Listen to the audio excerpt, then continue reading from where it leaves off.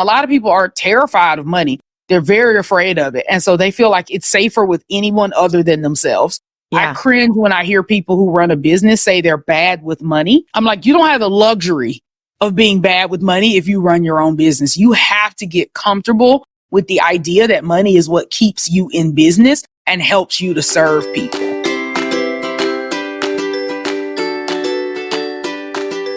Hello and welcome back to the Joyous Path to Millions. I'm super excited. Anytime I bring women on this podcast who love talking about money and wealth building as much as I do, I know we're going to have great conversations. So today's episode is for you if you want wealth.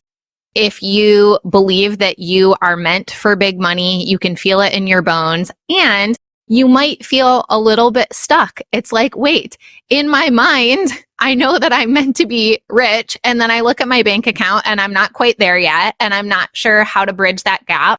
We'll be diving deep into just entrepreneurship, wealth building, money blocks, like what gets in the way. And in order to do that, I have a guest on the show. So before I introduce her, hi, in case you're new around here, I'm Emily June Wilcox. I'm the host of the podcast.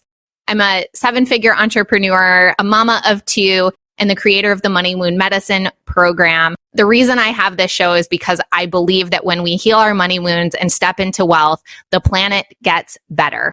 We need women that are showing up in their passion and their creativity and not from obedience and obligation, which is what happens when women don't have money and don't feel like they have choice and power in their life. And so I am so excited to welcome Natalie Bullen to the show. She is founder and CEO of Unapologetic Wealth. And before we dive into all the juicy topics today, Natalie, you want to just share a little bit about who you are and what you do? Hey, I'm Nat Bullen.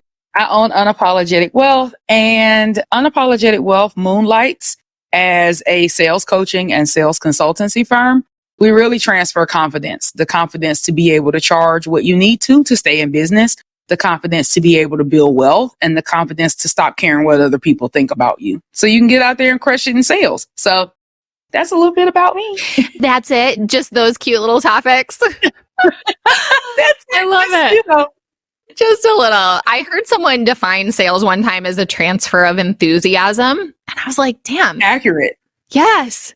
So accurate. And so I love that you're talking about a transfer of confidence, because how can we be enthusiastic if we're not confident about what we're doing, who we're offering it to, and that they should be as excited about it as we are? Pretty much. I mean, here's the thing. You're always selling. We all are always selling. Always. If you got your kids to eat broccoli instead of cake for dinner last night, you sold them on something.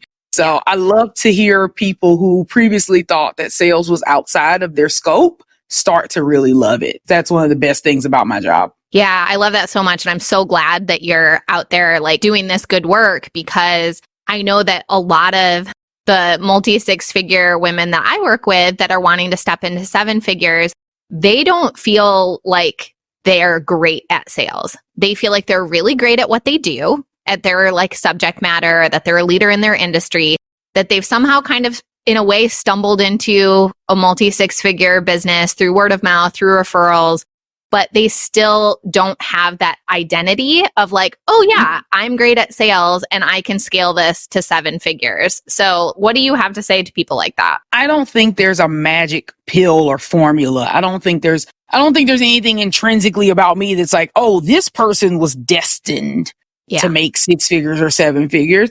I think that we become the sum of our actions, the sum of our choices, and the sum of our beliefs.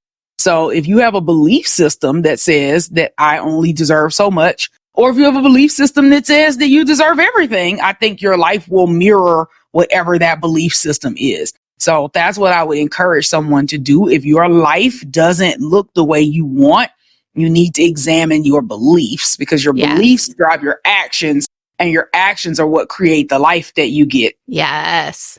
Yes. I always say like your bank account is your evidence. It's like you can tell me that you have great money mindset or whatever, I don't have any blocks for millions. And it's like, okay. And our outer environment is our clues. So like your bank account lets you know actually what's congruent with your belief system right now. And there's nothing wrong with that. It's just that we need to know the rules of the game so that we can figure out how to play it better. Yeah, agreed. Yeah. So did you always, is it any surprise that you went into this line of work? Like, did you always know you were going to be an entrepreneur? Did you always feel like you were good at sales? Or how did it all happen? I'm an accidental entrepreneur. It wasn't my choice at all. I think having a job's a lot easier if people are just looking for like an easy life. Yeah. Like this definitely isn't the easiest solution. And I used to suck at sales. I mean, sales is a skill. It's something you can be taught. That's why I think it's so interesting when I meet people who are just like, Natalie, I could never do what you do. And I'm like, I don't understand where that comes from. I don't know where that belief is that there's something intrinsic about the Nat Bullen that isn't something that they could do if they spent hours doing it. Like most people who spend hundreds of hours doing anything get better. I don't know that I've ever met a person who's told me I have spent hundreds of hours on this one topic and I am not even 1% better than I was when I started. I've actually never met that person. So I think we assume that people with money or people with success have always had it. We assume that it was handed it to them. We assume that they inherited it. We assume that they have a rich husband. We make assumptions that say, this person had a handout and I didn't. And that's why they have a result that I don't have. Yeah. And then when you get to talking to them, you realize I had every opportunity they did. I'm a proponent of billionaires. I know that's very unpopular. Mark Cuban is one of my favorite billionaires. And he grew up middle class with like a parent who was an educator. He started a business that went under in the dot-com bust. He went to a regular college, not an Ivy League school. So it's interesting when people are like, well, yeah, that's because they're rich. Well, how did they get rich? Yeah. Like, what did they do? What did they learn? And I feel like success leaves clues. There's so many clues. If you're in 2024, you've got hundreds of years of blueprint of how to make this work. So it's interesting when I meet people who are like, I'm bad at sales. And I go, okay, what's the last sales book you read? I haven't. What's the last sales course you took? I haven't. Have you ever worked with a sales coach? No. How many sales calls a month do you book? None. Well, how could you expect to get better at it? It doesn't sound like you've put any focus on it. And anything that you don't focus on doesn't have an opportunity to get better. What you focus on grows. And so I would love to encourage people to focus on getting better at sales and to focus on becoming rich if that's what they intend. That way their actions can start to align with the things that they say are valuable to them. Or they could just admit that they don't give a damn about making money and stop wasting our time. Oh, preach. What you were talking about, like with Mark Cuban and whatever, I'm going to call myself out because I used to put myself in masterminds and coaching spaces and such. And the person teaching would be saying something that didn't directly apply to my business, or their story was slightly different than my story. And I used to focus on the differences, and I wasn't even fully conscious of it for a long time. But essentially what I was doing is, oh, that won't work for me. Oh, I can disregard that. Oh, no, their story is different than mine. So I was actually looking for reasons to not believe it, not trust it. And it's like, as soon as you do the reverse of that, where you're like, okay, how can this apply to me? How can this apply to my business? Where can I see some similarities between me and this other person? It's like a whole new world opens up. The skies part, the angels sing, and you will see yourself like getting really different results just from that shift in mindset. I agree. We often look for reasons why things can't work out, and that is why most things don't work out. I would like to look for reasons why things like can work, but that takes an awareness because most of us were not raised by parents who have strong money mindsets. So we inherited the way that they feel about money. And so if you had parents that used to tell you that money doesn't grow on trees, or that Black people don't have the same opportunity as white people, or that you have to work twice as hard as men just to be recognized, and you start to internalize those things, then when you don't get a promotion, when you don't get money, when you don't close a sale, you say, oh, it's my gender, it's my race, that's why that couldn't happen for me. And you stop trying. Because if I truly believe that being Black is the reason why I can't have money, then why would I even try to have money? Clearly, I'm going to be Black forever. Like, I understand there's lots of things that people change about themselves as they age, but I think that anybody would say that I'm probably going to be Black the rest of my life. Like, I don't think that people will allow me to change my race just because I want to not be Black anymore. So if I really believe that about me, how does that affect what I do? So we have to be careful with making these casual covenants with bad money mindset. Right. Because they'll keep you stuck. Totally. And it's like, sometimes it's comical. Like, I think everyone can relate to the idea of being Black might not be an advantage, right? Like, even if you don't want that to be the story, like, that's at least somewhat in our awareness. Like, yes, that could be true. I was reading an article yesterday, this guy who just got arrested for something horrible I don't even want to say on the podcast, but I was reading this article and he had sued his former employer, which was Progressive Insurance, for wrongful termination and for sex discrimination against men. And I'm looking at the picture of this white dude's mugshot going like, wow, he was working in the insurance industry and he sued them for sex discrimination against men. So it's funny, but it's it just shows you. I guess. I mean, who am I to say that he wasn't discriminated against? This is true. I mean, maybe he was. Probably. I think it's bizarre, but I think that's a Hail Mary to get him out of whatever legal hot water. But it's like the point being, when we want to have a story about why we can't do something, we'll figure it out. Whether there's really any evidence to support it or not. Because it's like, last I checked, we live in a patriarchy. And if you're a white man, like, you won the lottery of race and gender as far as your chances of being ultra wealthy. But it's not a given. And anybody can rewrite any story. And most white people are poor too. Absolutely. If we're just talking about like raw numbers. That's right. The number of multimillionaire and billionaire is it's infinitesimal. So like maybe he had like a better chance, but I can't say he had like a good chance. No, we all you can't get wealthy by default. And this is the whole premise of unapologetic wealth. You've got to take an action unless you are an inheritor. And even then, because I do financial planning for inheritors, you still got to make good decisions. There are lots of people who inherit millions of dollars. I mean, most generational wealth is lost in 2 generations. So 2 generational passes, most generational wealth gets lost because you'll have a grandparent or a great grandparent who's really frugal, lived through the Great Depression, had money, and then they pass it down to boomer kids who pass it down to millennial kids, and then it's gone. Because there's not that financial awareness there. And a lot of people are terrified of money. They're very afraid of it. And so they feel like it's safer with anyone other than themselves. I cringe when I hear people who run a business say they're bad with money. I'm like, you don't have the luxury of being bad with money if you run your own business. You have to get comfortable with the idea that money is what keeps you in business and helps you to serve people. So you get the opportunity to just say, I'm bad at it, and just leave it at that. You've got to either improve or hire some help or both. Yeah. And I saw you post that on Facebook, and everyone listening, you need to friend or follow Natalie on Facebook. She's dropping truth bombs there on the daily, but it's so true. And a lot of my clients are agency owners and they've got W-2 employees and they've got team.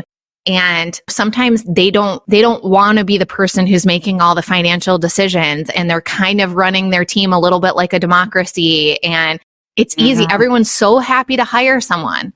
And then a couple client contracts end, and it's like, guess who has all the pressure of making payroll and trying to figure out what's going to happen next? It's like, it's not your whole team. I guarantee you. They're still happy with their paycheck. You're the one who's trying to decide, do I pay myself less? Do I dig into savings? Do I make a personal loan to cover this cash flow? So it's like, as a founder CEO, first of all, you need to pay yourself well, because the stress and pressure that you're under is unlike anyone else on your team. And secondly, you got to listen to my girl Nat and understand that you don't have the luxury of not being good at this. You got to figure it out, or you got to get people on your team that can help you interpret what's happening. Or both. Like, there's no shame in having a CFO. There's no shame in having an accountant. Like, it's actually wonderful. Highly recommended. Right. So I don't really understand, like, why. I don't get what people's trepidation is, especially if they're making the money. I don't understand. But like, again, it's a money mindset thing. And on our side of the internet, it's real weird. I'll have clients that'll pay me $3,000 a month, but won't hire a bookkeeper. It's not even a money thing. It's literally a money mindset. They don't want to see the numbers. They don't want to read a P&L. They don't want to see how much debt they've actually racked up trying to make this business work. They don't want to know. So that too, like you can't be negligent or avoidant. Not if you're the CEO. The CEO has to be able to step up and say, this is what's in the best interest of the business. This is what's in the best interest of the board, which until you incorporate is you. And it's not a democracy. The United States is not a true democracy. True democracies have one big problem: death by committee. At some point, someone has to make the decision. So you can't, unless you have a business partner, you can't go into it. And I meet women who are like, well, my husband won't let me invest in this program. And I go, oh, okay, what percentage of ownership does your husband have in your business?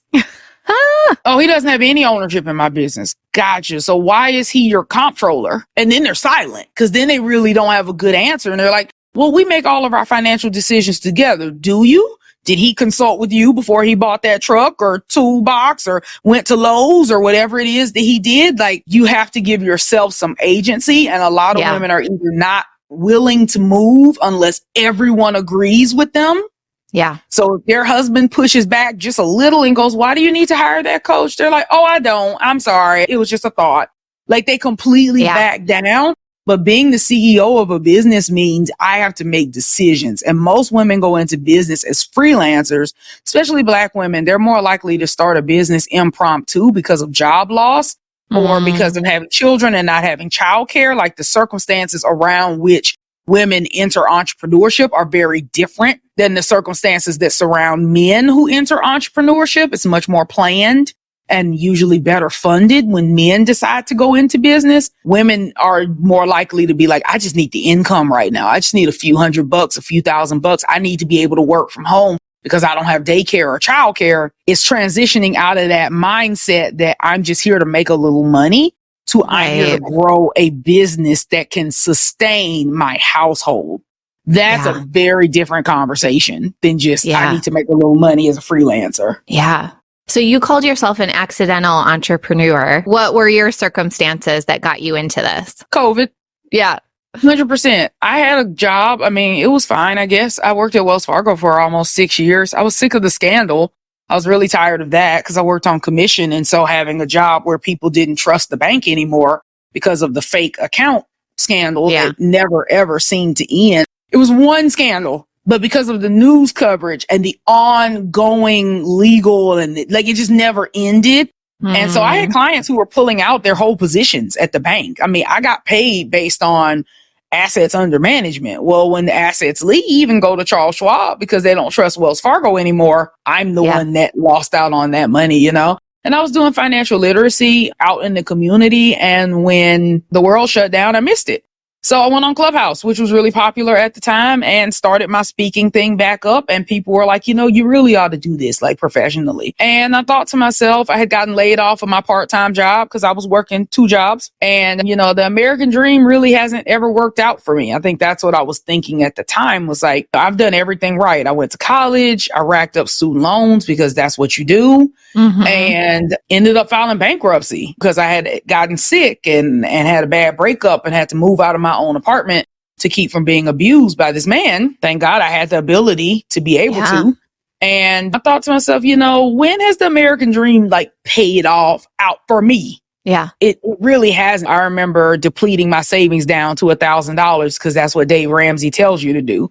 And then when I got sick and lost my job, I called those same creditors who I had just made thousands of dollar payments to like, hey, I'm not going to be able to make my minimum $100 payment next month. And they're like, oh, well, I'm like, but I just sent you like $2,000. Like, can you help me out? They're like, nope, you still going to owe us $100. So like, I think I knew deep down that this wasn't the end for me.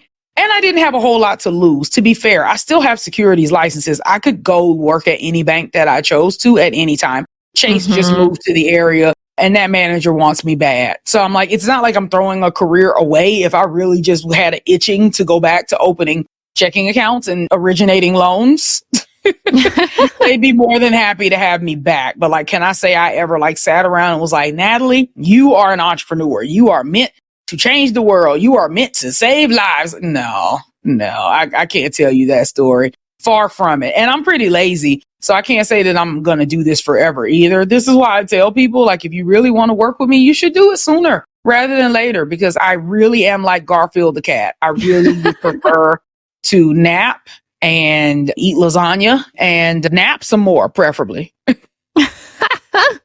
You just need to monetize your napping and lasagna eating. Listen to me. There's a woman who does that. She gets paid to sleep on Twitch or something. Like she just sleeps. I read that headline and I was like, this woman's a freaking genius. I think she made like 30 grand just letting people watch her sleep. Yes. I was like, oh my God, this is the smartest thing ever. So right. Yeah, I'm considering it. Thinking about it.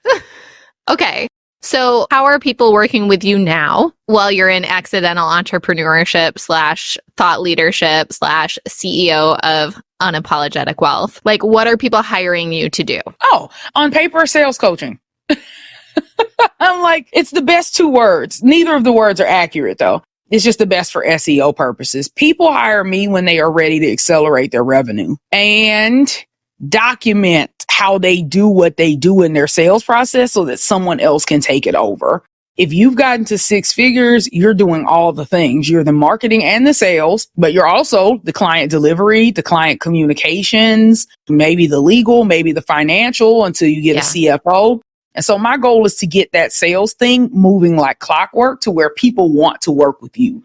I don't have to do a ton of outreach anymore, although I enjoy it, because I have enough leads in my pipeline and an ability for them to close themselves. So I like to create what I call a pre-sold system for my clients that can have people coming in and already knowing this is for me, right? So like hypothetical, if you were my client, I'd be like, Emily, why do people choose you? The real reason. And if you don't know, we'll do some market research. And then we'll look at where your people are at in the buying cycle out in your audience, in their buyer journey, and then start crafting really great content. On the back end, we're going to tighten up your application, your pre-screening, your pricing to make sure that when people do get in your funnel, they've been able to convince themselves. When people book sales calls with me, they get a video that kind of tells them all about me. I was just talking to somebody on Facebook about this. I've had 2 no-shows in almost 3 years. We're almost at our 3-year anniversary. It's in 5 days. In 3 years, I've had 2 no-shows and almost 400 sales calls. Wow. Like I've eradicated that problem. So when people are like, oh, a third of my people don't show, or half of my people aren't qualified, or 20% don't have any money, like these are problems that can be fixed. But if you don't know that, if you think that's normal, you just keep the status quo. So in short, I put my clients in a environment where it would be unlikely for them to not make more money. Like we just create an ecosystem where they have very little rejection, very little objections, and great fit prospects that want to buy their services. And then they get the confidence, right? Like if you charge $10K for your signature offer, I'm sure it's more than that. But if you charge $10K and I convince you to like sell it at 12, based on the value, based on what you told me, based on your P&L, I think you can get 12, and you pitch it and they say, yes, your new price is $12K. So like the upside is exponential, because at that point, Nat Bullen didn't just get you $2,000. She got you $2,000 on every qualified prospect in perpetuity. Yeah. Plus the gains that you could get from paying yourself more, investing in the stock market. Like, what does that $2,000 per client annualize into? Like over a lifetime with interest, that's a huge number. And that's like one. I also push people to charge more than they feel comfortable if they're experts. And I only coach experts. I know a lot of people say that, but like, I'm serious. Like if you're like, I coach attorneys, accountants, people with like MDs, like I don't get down in the snake oil salesperson bit of the internet. And I think that's what puts me in demand too, because I have securities licenses. People know I have something to lose. They can go to FINRA, broker check, and look me up. And so I'm not willing to risk my securities licenses to get money from people. Likewise, I sell to people who also have something to lose and want to make sure that they don't get caught up with regulators. Yeah. So I'm still having a hard time understanding.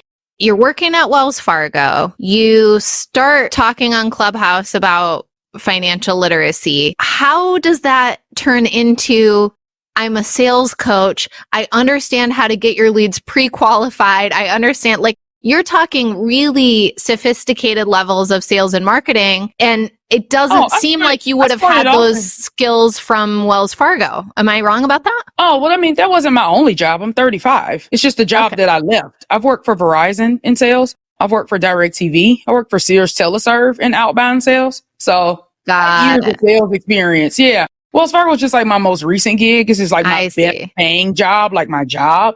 I also started off as a money coach. It just didn't last long because I realized that people, like the post that I made, people don't actually have a budget problem. How many people with money just choose not to pay their bills? I think that person's in the minority. I think that person is very rare indeed. I think people who are fully financially realized meet their obligations in a timely, consistent manner. That's what I believe. So when people fall behind on their bills, when people exceed their budget, it's because they didn't have enough money. Like, that's straight line logic to me. And so when I went out and tried to be a money coach, I ran into people. I went out and tried, can't afford to invest in the stock market. Started your business, you have clients, and that's when they would admit they were broke. Mm-hmm. And so once I realized that most entrepreneurs were broke, I was like, oh, okay, I'm on the wrong side of this. I'm in the manage money bucket. I need to be in the make money bucket. Because this is the problem. The problem is that people don't make enough money to pay themselves, pay their team, pay for all the systems and ops, pay for marketing and ads, pay a lawyer, pay a CFO, put money into their brokerage accounts, make sure that their kids have 529 plans, make sure they have CDs, make sure they get in REITs, invest in real estate. They just don't have enough money to do all the things. So they only do one or two of the things. And like you talked about earlier, they waver. They have so much team that they can't pay themselves. So now they're kind of impoverished, even though they're running a 6-figure business. I also think there's lots of shenanigans out there. Like, I had a 6-figure month in June. And what I mean is we collected $110,000 in Stripe and PayPal. Right. I don't mean that I got $110,000 worth of verbal commitments. Right. I don't mean I got $110,000 worth of signed contract. I mean the money went into the account. Yeah. Do you know that most people who say that don't mean that? Yes, I do. But I didn't used to know that. And so now some people are good about saying like sales versus cash collected.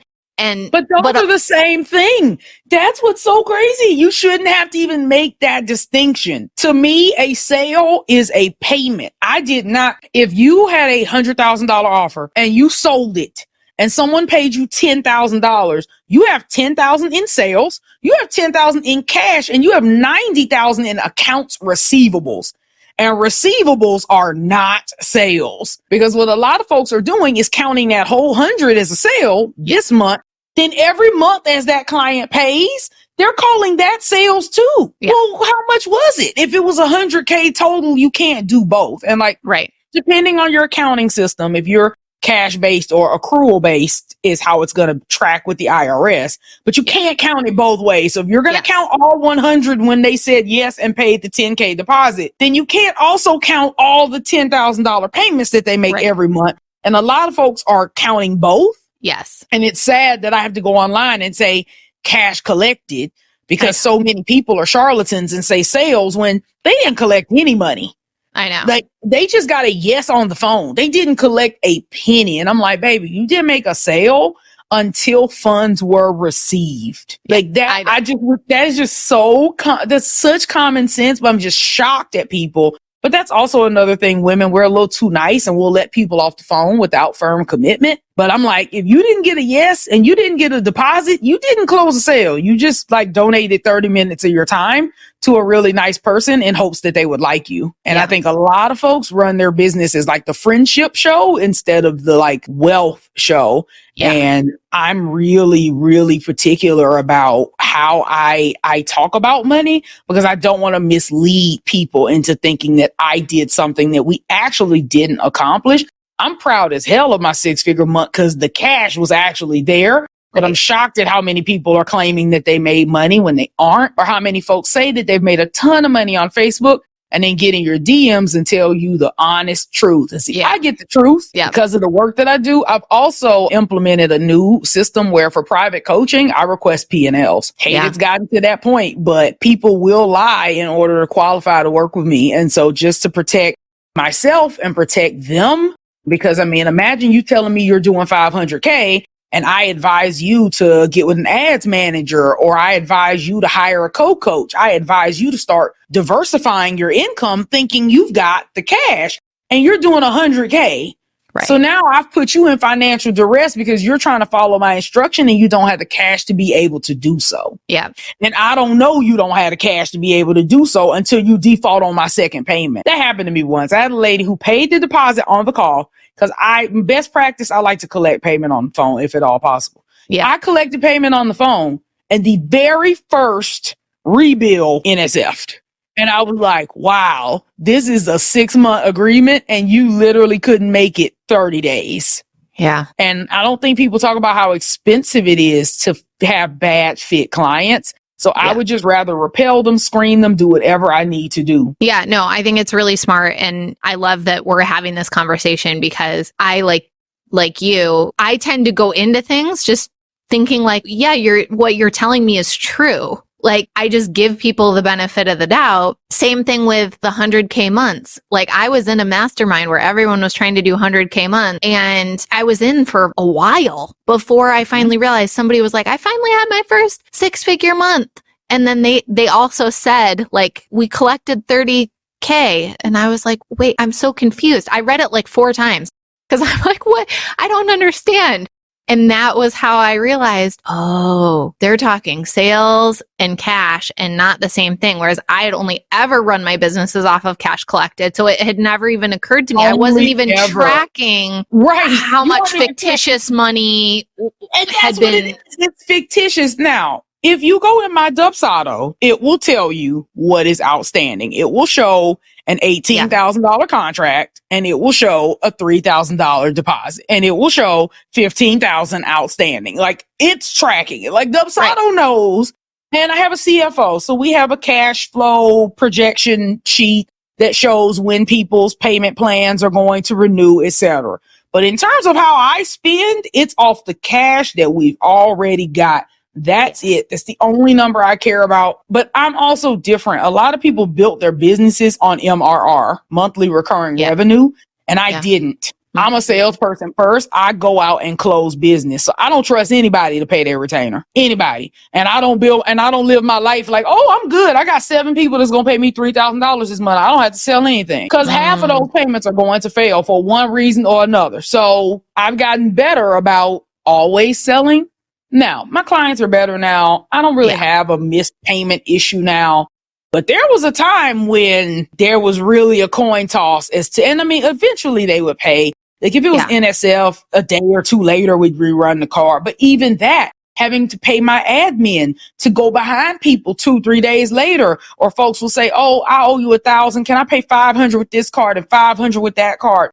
You can't get a good result under financial duress. You're not actually going to do the sales stuff that I teach you because you're desperate. And a desperate person will take any client at any price. So all the work that I was doing would get undone as soon as they got broke. That's why now I'm very particular and I tell folks, it's okay to wait to hire me. If you say, Natalie, I'm waiting to get the funds together to work with you, great. Here are some options that are within your budget. I'll ask them, what is your budget for support? Oh, it's $2,500. Did you know that I do a half VIP day for that price? Like, but I do not want people to overextend. I don't want people to step out on faith. I don't want any of that kind of foolishness because I feel like those clients have such a hard time regulating their nervous system, knowing that they probably won't be able to pay their mortgage. And I was in a coaching program with a woman who paid the coach and not her car note. And I'll never forget it. She told me in the DMs that she was hiding her car in her garage to keep her car from being repossessed so that she could pay the coach. And I love this coach, but she is serious. She will send you the collections. Like she is the kind of coach that will like ruin your credit. So like she felt like she was between a rock and a hard place. Am I going to let this woman sue me? Because I signed into this 12-month commitment, or am I gonna pay my car note? And I don't ever want a living soul who has been in my ecosystem to have to make a decision like, am I going to walk or am I gonna meet my commitment with Natalie? So I run my business. I could make a lot more money if I was willing to cross some lines, but I'm just not willing to. Yeah. No, I think it's so smart. It's true. I've been in a mastermind like that too, where it was like, oh, wow, you're trying to figure out how to pay your rent and pay the mastermind this month. Yikes. And it was a $10,000 a month mastermind. It's like, whew, okay. Probably need a little better screening process to make sure that there's only people in here that have the funds and like you said, it's really hard to get results. We put so much pressure on ourselves when we put our back against the wall financially. And unfortunately, there is a lot out there on the internet where it's just like, you just have to leap, you just have to go for it and figure it all out. And it's like, there is a time and a place for that. But I feel that a lot of women interpret that as, okay, I just have to act and then like the money will figure itself out later. And that doesn't happen. And it puts people under tons of stress. I know a lot of people who went into a lot of debt and then they had shame around it. And then they had to go back to a job and then they felt shame around that because it's like, it didn't work. And it's like, no, you just got sold on quitting your job and going all in too soon. I was all in on being an entrepreneur for 3 years while I still had a corporate job. Not because I didn't believe in my business, but because I understood that my business needed time to grow and blossom before it could pay the mortgage consistently every month. And I didn't want that kind of stress in my life. Well, and that's what's so weird. And people encourage this kind of behavior. I was in this community that was really popular, run by this Black woman who everybody knows. And I remember I had closed, I don't know, maybe I asked this question like beginning of 2022 or like end of 2021. And I was like, hey, we're going to do 6 figures. Should I quit my job? Or when did you quit your job? Not even should I quit mine. When did you quit your? The answers were appalling. The answers were after my first client. I booked 1 paying client and quit my job. I quit my job before I had a paying client. I was flummoxed at the answers. Truly, these women were jumping ship at the first chance. And like I keep telling folks, hating your job is not a reason to start a business. I said it. If you hate your job, the answer is not start a business. You're probably going to hate that too. You need to find a job that you like if you hate your job. That's the straight line logic. Yes. I don't know why we leapfrog to that.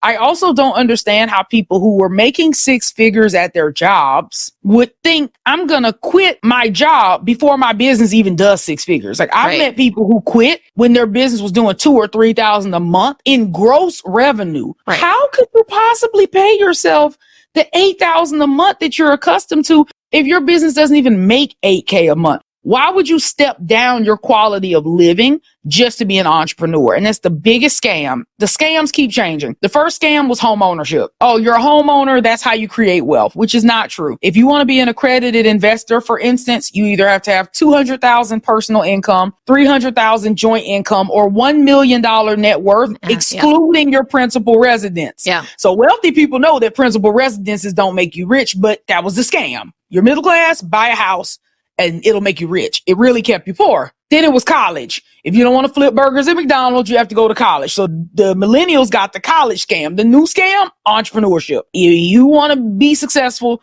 you have to quit your job. You have to go all in and you have to start a business. First of all, who's going to work for us if everybody's running their own business? Right. Like, does anybody ever stop to think that someone has to be the employee? Second of all, if you don't have the resolve and the skill set, you're screwed. There's so much stuff I can't do. Sales, I'm great at. Marketing, somewhat. Client delivery, I'm excellent. Everything else, I suck at it. Tech, ops, all of it. Legal. I pay out like $10,000 a month in just retainers. Yeah. Because there's so many things that I just don't have the skill set to do. So if you're like me with a limited skill set, you're not going to be able to quit your job and just do this on your own and grow it consistently over time. You also hurt your Social Security as you age. I'm showing my financial planner, but like you get your Social Security based on your highest earning quarters. So if you have a job and it's your highest paying job ever and you quit it, you could be impacting your Social Security that you get the rest of your life. And if you're 30 listening to this, you're like, who cares, Nat? You'll care when you're 70, because when you're 70, you might be sick and too old to work and stuck on a fixed income that you cannot change. And there's so many elderly people who are poor, house poor, underinsured, living alone, who cannot afford necessities, can't afford long-term care. So if you haven't focused on building wealth in your 30s, what makes you think it's going to magically happen in your 40s or 50s or 60s? Becoming wealthy is a choice, and it's predicated on income. Don't let these happy stories about janitors who saved up to become millionaires overnight sway you. Your earning capability is your biggest asset as an able-bodied person in their right mind. Don't squander your high earning years trying to prove to someone on Facebook that you can do it all and be a boss babe. Like, don't be crazy. And if you have a spouse or someone who's helping pay the bills, use that as an anchor to be able to get your business going before you just, oh, we're just going to jump off the bridge. I mean, I meet so many people who boomerang back to corporate, which I don't think is bad, but it's bad because of the circumstance, because they didn't want to go back to corporate. So now they feel that guilt and shame around it. I'm like, you never should have quit your job. Like, why did you quit in the first place? Well, I hated my job. You never took time to sit with what it was that you were unhappy with. And most of us go out and create businesses that are just like the job. Yeah. You're just not as well paid.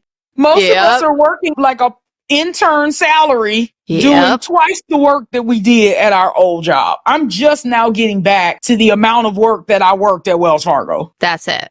Just now getting back down to a 40-hour week for sure. Yeah. I had, after my first year of running our agency, I had to come to Jesus talk with myself, because I was paying myself $5,000 a month. And I'm like, hang on a second. So that's cute. I made $60,000 the whole year, and I worked twice as hard. I stressed twice as much. I had a corporate job where I was making like $150 a year, and it was so easy. Wow. It was so easy. So I've never had a 6-figure job, so I always marvel when people say stuff like that. So I was just like, okay, it's time to get real. It's okay. That was the first year, but we got to pick it up, because if shit doesn't change in another year, you got to go back to work. This is nutso. And thankfully it did. And that business has now had 3 back-to-back $1 million years. But it's sometimes we have to face the music, right? And you were talking about that avoidant behavior. It's I had to look at the numbers and get really honest with myself.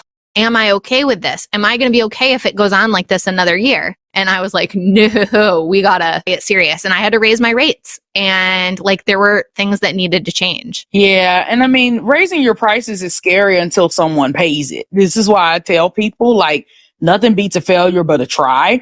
I think a lot of times people anchor to their old price, but your people who've never paid you don't know what your old price is. Yeah. 90% of the time when they go on your site, when they fill out your application, the price is the price. Yeah. So you're better to change it than to keep selling something that is selling you into a lifestyle that's unsustainable. I'm the breadwinner for my family. I take that very seriously, that we keep a roof over our head, that we're happy and healthy and fed. So I am not going to allow anybody to put me back into middle class ever. Yeah. No one has that authority to put me in that situation, least of all me. So whatever I need to charge to be profitable and pay myself what I want to pay myself, then that's just what has to happen. And if people can't afford it right now, that's okay. That's what marketing is for. That's why it's so important to get out and market yourself, so that there are always people who know about you who want to pay you. Yes. And speaking of, can you tell everyone listening where you hang out online and how they can connect with you? Yeah, I live on Facebook. Facebook is Bae. I'm the only Natalie Bullen out there. We'll put my link in the show notes so you can find it. I'm also moonlighting on Instagram. You can find me at Unapologetic Wealth, and my website, www.unapologeticwealth.com. If you listen to this and you're like, damn it, that Natalie is right. She's right. I do need to get it together. You can find out all about me. I wrote the copy myself together. Let me know your compliments.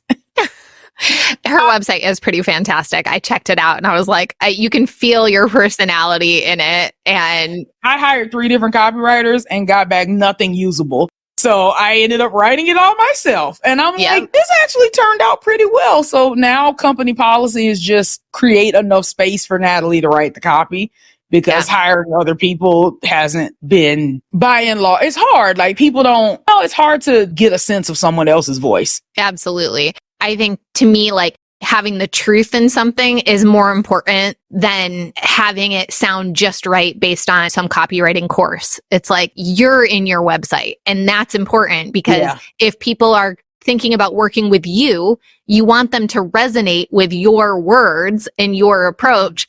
Otherwise, they read the website, they might resonate with it, and then they start working with you and they're like, wait, what just happened? Right, exactly. No, I want people to know that I'm a loudmouth who talks too much. I want people to understand some non-negotiable things about me, for real, that are very, very, very, very, very important. I've done over 117 Facebook Lives. And most of that is because I don't ever want someone to go, I didn't know that about you. Right. I didn't know you were like that, Natalie. This is brand new information. It's like, no. I've put out, I think, the same amount of content as Friends, the TV show. Wow. Yeah, a 10-season TV show. So, well, those people are making $20 million a year in royalties off of that. So let's just plant that little seed that you'll be making $20 million in royalties off of your Friends episodes. My messaging, my marketing person is like, I told her, I said, I have a content mountain. I'm a hard client. People are always like, Natalie, you'd be my ideal client. I'm like, it depends. I live in excess. I'm a maximalist. I want it all, and I want it all right now. I'm very bratty and I want everything. And so my podcast has almost 300 episodes. I mean, I don't dip a toe. That's just not the type of person I am. And that intensity intimidates the shit out of people. People are afraid of me. And I feel like it's an insult when people say you intimidate me. That's an insult to me. So I usually will be like, I need you to heal whatever that is that is afraid of me before you pay me. I'm okay with you being afraid of me over there, but don't get on a personal Zoom call. So I think the best thing that women can do, people, is be themselves. And men are really good at being their whole self, even when they're jackasses. Society doesn't tell men that they have to tone down their bad qualities. But I love my bad, all of them. I embrace them and I showcase them and I parade them around like puppy dogs. And that is why I think I'm so successful. Most people spend their whole life trying to minimize what's wrong with. Here's all my flaws as a coach. Here are all the mistakes I've made. Do you want to pay me around there? Yeah. Well, I mean, your brand is unapologetic wealth. And that sounds very unapologetic to me. You're just like, here it is, girl. What do you think? This was probably the 30th option I could think of. That wasn't, everyone hated it. Market research was like, please don't. And no one knows how to spell meticulous. That's true. Although I have found that no one knows how to spell unapologetic either. I find myself spelling that word 20 times a week. This new last name hasn't helped. My maiden name was Johnson. So I spell Bullen a lot. I spell unapologetic a lot. I'm like, wow. And it rubs salt in the wound because I lost the spelling bee as a kid.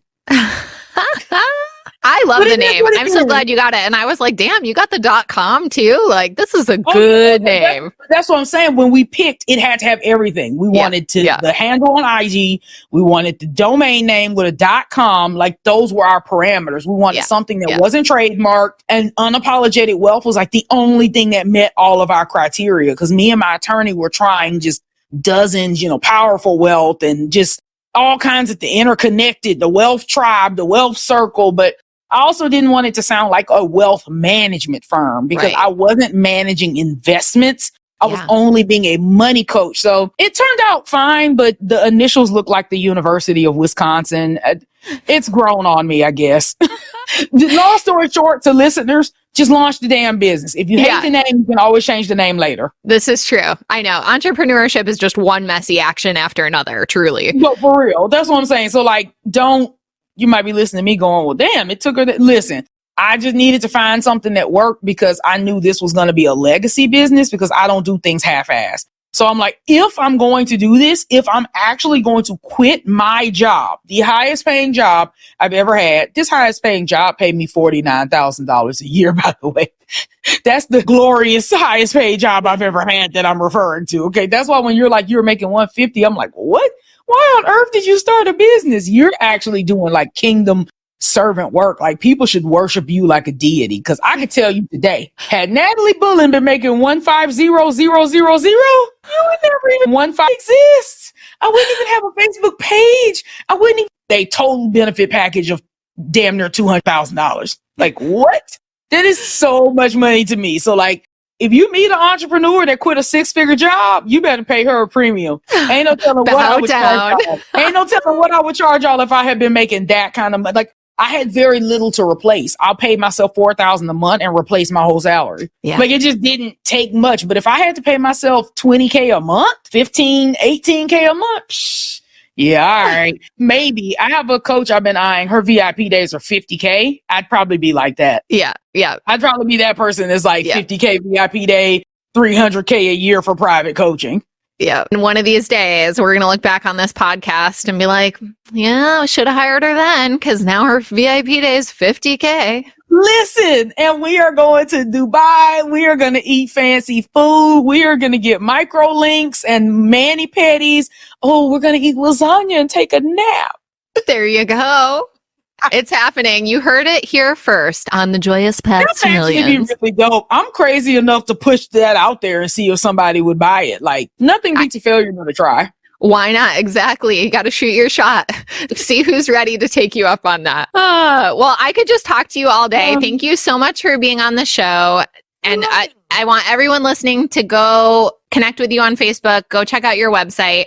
As a final question, can you share what it looks like and what it feels like for you to be on your joyous path to millions? It is scary every single day. It is scary to wake up every single day and know that you are the determinant of your own destiny. It's a lot safer and a lot easier when you allow other people, i.e. your corporate phenomenon and your HR department, to decide how wealthy you get to be. When it's in your hands and you don't hit it, it's your own fault. And that can feel heavy. The best advice that I can tell people is to take things one day at a time and to divorce perfectionism. If you align yourself with being a perfectionist, it's crippling. It's not a positive in most cases, and it'll keep you from taking any step and maybe like celebrate more. Like, I'm not celebratory, which is something I'm working on actively. I will say when I do celebrate, I feel a lot better. Like, I feel that kind of joyous part, but I think if you don't feel joy every day, that doesn't mean you're doing it wrong. I think a lot of people expect to have a good, warm, fuzzy feeling every single day in business, but that's unrealistic. I mean, do you have a good, fuzzy feeling about your husband every single day? Sometimes you're a little annoyed. Do you have a good, fuzzy feeling about your kids every day? Sometimes they make a mess. Like, I think it's okay to experience a human range of emotion as long as you keep going. Amazing. So your joyous path to millions is scary and it doesn't always give you the warm fuzzies, but nevertheless, here you are. It's worth it. It's worth but it's worth it. Yeah, it's worth it. I mean, I don't know what better option I have. Like, logically, the get money slow path of corporate doesn't make a lot of sense. Yeah. So I'd rather try it this way. I'm excited about it. All right. Thank you so much for being here. To everyone listening, appreciate you. Thank you for tuning in. Tag Natalie and I. Let us know what you loved about this episode, and we'll see you soon. Do we like Nat Bullen or do we like Nat Bullen? I just love having people on the show who have an opinion and are willing to share it and unapologetic. I mean, my gosh, is that the perfect descriptor for her brand or what? Like, she just loses that vibe of like, this is who I am and this is what I think and you can take it or leave it. And I'm just always so inspired by people like that. And I love the work that she's doing in the world. So I'm so happy that she came on the show. You can tag her on Instagram at Unapologetic Wealth. Tag me at MMakesMoney. Let us know your top takeaways. Here are mine. Number 1, having a job is easier. And I love that she just said that because honestly, I actually don't hear that many entrepreneurs saying that, but I kind of believe that too. Like, that was my experience. Corporate wasn't hard. It was a little harder mentally, just feeling like I wasn't doing with my life what I was meant to be doing, but it wasn't hard. It was not hard. Number 2, being wealthy is a decision first and foremost. So have you decided? And then are you taking actions in alignment with that? Are you studying what the behaviors are of the wealthy? What are the things that they're doing with their money? I'm always amazed when people want to get wealthy, but they want to avoid debt and they don't understand because they're not looking to see what wealthy people are actually doing. And so then it's like mind blowing when they realize that wealthy people leverage debt. It's like, wait, what? So are you deciding to be wealthy and are you studying and taking aligned action with that decision? Number 3, if you're a business owner, you don't have the luxury of being bad with money. I mean, that is just a mic drop in my opinion. And of course, this is my shameless plug for Money Wound Medicine, because if you're being avoidant, that is a trauma response. And there's nothing that Nat or I can do or say to necessarily get you out of that trauma response, because it's not that you don't intellectually know what you should be doing. It's that you're in this like fight or flight. And when you're avoidant, you're in the flight or you're in the freeze. And the way that we heal through that is through diagnosing and healing our money wounds and alchemizing those wounds into wealth. You've got to do that deep, deep, deep, deep, deep work. Otherwise, the behavior will perpetuate. No amount of education is going to change that. Number 4, make more money. If you understand that you want to be wealthy and that you want to have these different investment accounts and that you want to be putting money away for the future, that you want to be creating passive income sources, you probably need to make more money. And I love that Nat realized this is not that people don't know what to do with their money. It's that they're not making enough. So I got to help people make more first. And number 5, decide to be good at sales. I loved what she said. It's like, if you want to be good at sales, are you reading sales books? Have you hired a sales coach? Are you taking sales calls? Are you practicing? And just trusting that it's something that you, just like any other skill, that you can cultivate it. And it's a skill that will help you a lot in this aligned action toward building wealth. So thank you for tuning in. I've got a great interview coming up with Amy Lee Westervelt, and she will help you get in touch with and develop a new relationship with the divine masculine that lives inside of you.